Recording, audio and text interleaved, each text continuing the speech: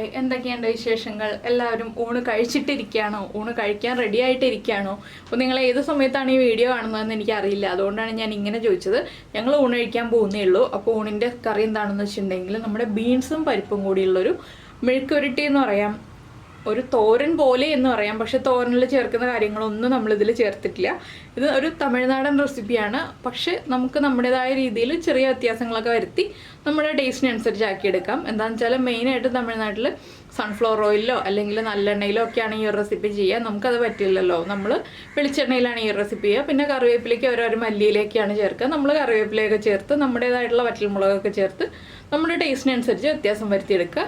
അപ്പോൾ എന്തായാലും ഇതുപോലെ റെസിപ്പി നമ്മൾ ബീൻസും പരിപ്പും കൂടി തോരൻ വെക്കാറുണ്ട്. പക്ഷേ ഇതുപോലെ ചെയ്ത് നോക്കിയിട്ടില്ലെങ്കിൽ നിങ്ങൾ ഉറപ്പായിട്ടും ഒന്ന് ട്രൈ ചെയ്ത് നോക്കിക്കോളൂ. നല്ല ടേസ്റ്റാണ് കേട്ടോ. രണ്ടും ഞാൻ പറയുന്ന പോലെ സെപ്പറേറ്റ് തന്നെ കുക്ക് ചെയ്തെടുക്കണം. ഇല്ലാതെ ഒരുമിച്ച് കുക്ക് ചെയ്തെടുത്തിട്ടുണ്ടെങ്കിൽ കുഴഞ്ഞു പോയിട്ടുണ്ടെങ്കിൽ ഒട്ടും ടേസ്റ്റ് ഉണ്ടാവില്ല. ഇതുപോലെ വിട്ട് നിൽക്കുന്ന രീതിയിൽ തന്നെ ആയാലേ ടേസ്റ്റ് ഉണ്ടാവുള്ളൂ. അപ്പോൾ നമുക്ക് എങ്ങനെയാണ് ഈ റെസിപ്പി തയ്യാറാക്കുന്നതെന്ന് നോക്കാം.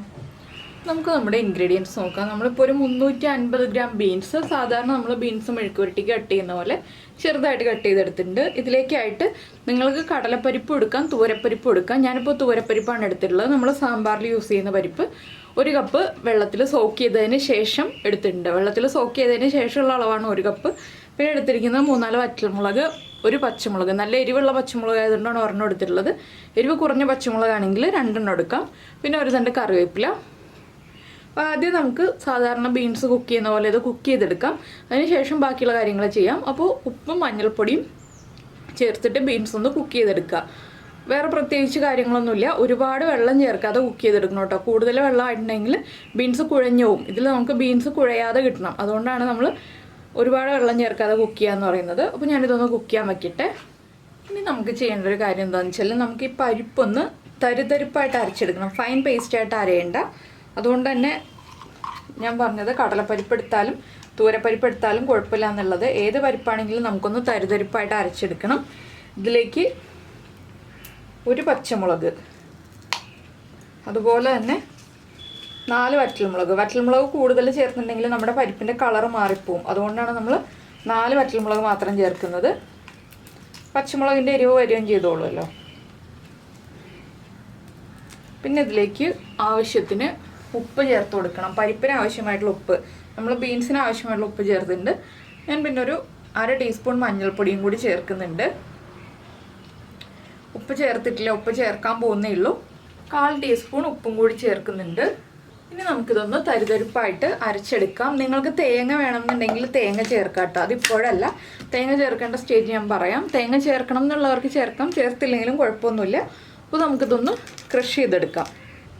അപ്പോൾ നമ്മുടെ പരിപ്പ് ഇതാ നമ്മളിതുപോലെ ഒന്ന് ഒതുക്കിയെടുത്തിട്ടുണ്ട്. ആ തരിതരിപ്പൊക്കെ ഉണ്ട് കേട്ടോ. ഇത് കണ്ടോ, ഫൈൻ പേസ്റ്റായിട്ട് അരിഞ്ഞ് കിട്ടിയിട്ടില്ല. ഇതുപോലെയാണ് നമ്മൾ ഒതുക്കിയെടുത്തിട്ടുള്ളത്. ഇനി നമുക്കിത് മാറ്റി വയ്ക്കാം. നമ്മുടെ ബീൻസ് ഒന്നും പകുതി കുക്കായി കഴിഞ്ഞിട്ട് നമുക്ക് ബാക്കിയുള്ള കാര്യങ്ങൾ ചെയ്യാം.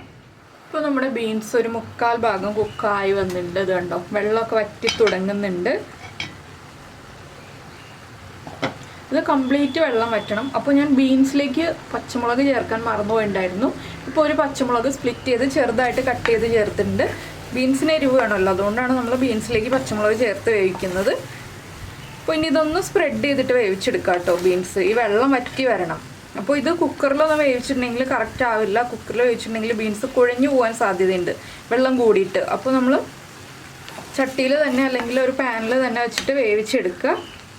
അപ്പോൾ നമുക്ക് നമ്മുടെ പരിപ്പ് ശരിയാക്കി എടുക്കണം. ഈ ബീൻസിൻ്റെ വെള്ളം ഒന്ന് വറ്റി വരുമ്പോൾ നമുക്ക് വേറെ പാൻ വയ്ക്കാം. നമുക്ക് മൺചട്ടിയിൽ തന്നെ ശരിയാക്കണം എന്നുണ്ടെങ്കിൽ മൺചട്ടിയിൽ തന്നെ ശരിയാക്കാം. ഇല്ലയെന്നുണ്ടെങ്കിൽ നോൺ സ്റ്റിക്ക് പാനിൽ ചെയ്യാം, ഇരുമ്പിൻ്റെ ചട്ടിയിൽ ചെയ്യാം.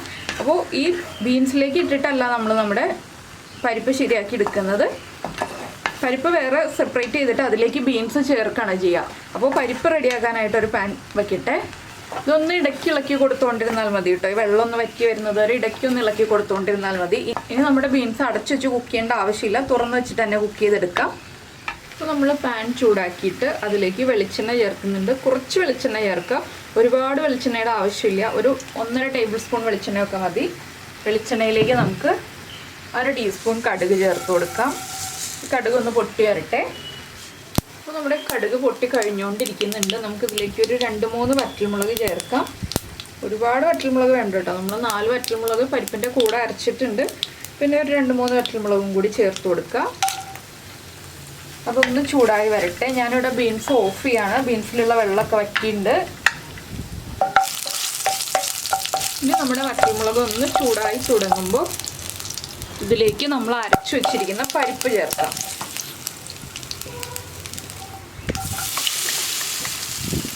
അപ്പോൾ പരിപ്പ് ആദ്യം ചേർക്കുമ്പോൾ കുറച്ച് കുഴഞ്ഞേ ഇരിക്കുള്ളൂ. അതൊന്ന് ഡ്രൈ ആയി വരുമ്പോൾ ഒന്ന് പൊടിയായിട്ട് വരുള്ളൂ കേട്ടോ, വിട്ട് വരുള്ളൂ. ഇപ്പോൾ ഒന്ന് കുഴഞ്ഞേ ഇരിക്കുള്ളൂ. ഇനി ഇതൊന്ന് ഇളക്കി കൊടുത്തുകൊണ്ടിരിക്കുക. കുറച്ച് സമയം നമ്മളൊന്ന് ഇളക്കി കൊടുത്തുകൊണ്ടിരിക്കണം, പരിപ്പൊന്ന് വിട്ട് വരുന്നതിനായിട്ട്. പരിപ്പിലേക്ക് നമ്മൾ ഉപ്പൊക്കെ ചേർത്താണല്ലോ അരച്ചിട്ടുള്ളത്, അതുകൊണ്ട് ഇപ്പോൾ ഉപ്പ് ചെക്ക് ചെയ്യേണ്ട. ബീൻസും കൂടി ചേർത്ത് കഴിഞ്ഞിട്ട് നമുക്ക് ഉപ്പ് ചെക്ക് ചെയ്യാം. ഈ ഒരു സ്റ്റേജിൽ തന്നെ നമുക്ക് തേങ്ങ ചേർക്കണമെന്നുണ്ടെങ്കിൽ ഒരു 4-5 ടേബിൾ സ്പൂൺ തേങ്ങയും കൂടി പരിപ്പിലേക്ക് ചേർത്ത് കൊടുക്കാം. അപ്പോൾ തേങ്ങയ്ക്ക് ആവശ്യമായിട്ടുള്ള ഉപ്പ് വേറെ നമ്മൾ ചേർക്കേണ്ടി വരും. അപ്പോൾ നമ്മൾ ബീൻസിനും പരിപ്പിനും ആവശ്യമായിട്ടുള്ള ഉപ്പ് മാത്രമേ രണ്ടിലും ചേർത്തിട്ടുള്ളൂ. ഇനി പരിപ്പൊന്ന് ഡ്രൈ ആയി വരുന്നത് വരെ നമുക്ക് ഇളക്കി കൊടുക്കാം. അപ്പോൾ ഉണ്ടോ നമ്മുടെ പരിപ്പൊന്ന് ഹാഫ് കുക്കായി വന്നപ്പോൾ ഇതുപോലെ വിട്ട് വന്നിട്ടുണ്ട്. ഇനിയും ഒരു 5 മിനിറ്റും കൂടി നമ്മളൊന്ന് ഇളക്കി കൊടുക്കുക. വലിയ കട്ടകളൊക്കെ ഉണ്ടെങ്കിൽ ഇതുപോലെ ഒന്ന് ഉടച്ചു കൊടുക്കുക. അപ്പോൾ വീണ്ടും ചെറുതായിട്ട് വരും. നിങ്ങൾക്ക് ഇത്രയും വലിയ കട്ടകൾ ഉള്ളതാണ് കുഴപ്പമൊന്നുമില്ല എന്നുണ്ടെങ്കിൽ ഇങ്ങനെ ചെയ്യാം കേട്ടോ. അത് നിങ്ങളുടെ ഇഷ്ടം പോലെ ചെയ്യാം. ഞാനപ്പോൾ ഒന്നുകൂടി ഒന്ന് ചെറുതാക്കി എടുക്കുന്നുണ്ട്. നമ്മൾ ഇളക്കിക്കൊണ്ടിരിക്കുമ്പോൾ ഇതുപോലെ ചെറുതായി വന്നോളും. ഒരു 10 മിനിറ്റോളം ഇളക്കി കൊടുത്താലേ പരിപ്പ് കറക്റ്റായിട്ട് കുക്കായി മൊരിഞ്ഞൊക്കെ വരുള്ളൂ. അപ്പോൾ നമ്മുടെ പരിപ്പൊക്കെ റെഡിയായി വന്നിട്ടുണ്ട്. ഞാനപ്പോൾ ഉപ്പ് ചെക്ക് ചെയ്തപ്പോൾ ഉപ്പ് കുറവായിരുന്നു. പരിപ്പ് ഇതാ ഇതുപോലെ മൊരിഞ്ഞു തുടങ്ങിയിട്ട് നന്നായിട്ട് ഒതുങ്ങി വന്നിട്ടുള്ളതൊക്കെ മൊരിഞ്ഞു തുടങ്ങി. ഇനി നമുക്കിതിലേക്ക് നമ്മുടെ കറിവേപ്പില ചേർക്കാം. ഞാനിപ്പോൾ ഒരു തണ്ട് കറിവേപ്പില ചേർക്കുന്നുണ്ട്. അതുപോലെ തന്നെ നമ്മൾ വേവിച്ച് വെച്ചിരിക്കുന്ന ബീൻസും ചേർക്കുന്നുണ്ട്. ബീൻസ് ഒട്ടും വെള്ളം ഇല്ലാതെ തന്നെ ചേർക്കണം കേട്ടോ. വെള്ളം ഉണ്ടെങ്കിൽ നമ്മൾ പരിപ്പ് ഡ്രൈ ആക്കി എടുത്തത് ബുദ്ധിമുട്ടായി പോവും, വീണ്ടും കുഴഞ്ഞു പോവും. അതുകൊണ്ട് തന്നെ ബീൻസ് വെള്ളം നന്നായിട്ട് വറ്റിച്ചിട്ടേ ചേർക്കാൻ പാടുള്ളൂ.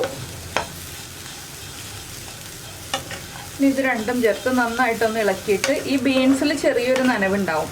ആ നനവ് മാറി വരുന്നത് വരെ വീണ്ടും ഡ്രൈ ആക്കി എടുക്കുക. ഇതുപോലെ ഇളക്കി കൊടുത്തുകൊണ്ടിരിക്കുക.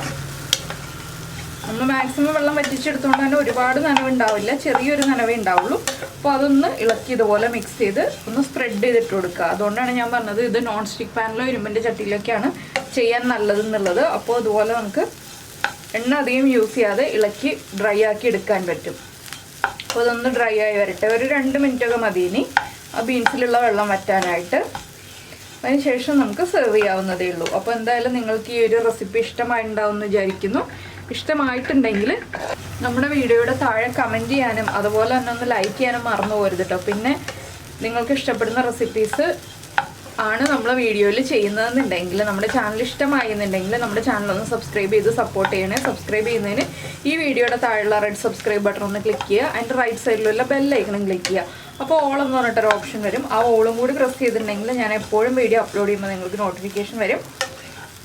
പിന്നെ ഇഷ്ടമായിട്ടുണ്ടെങ്കിൽ അഭിപ്രായങ്ങളൊക്കെ കമൻറ്റ് ചെയ്യുമല്ലോ അല്ലേ. അപ്പോൾ എന്തായാലും നമുക്ക് നമ്മുടെ അടുത്തൊരു റെസിപ്പിയുമായിട്ട് അടുത്ത ദിവസം വീണ്ടും കാണാം. അപ്പോൾ ഇതെല്ലാവരും ട്രൈ ചെയ്ത് നോക്കുമെന്ന് വിചാരിക്കുന്നു.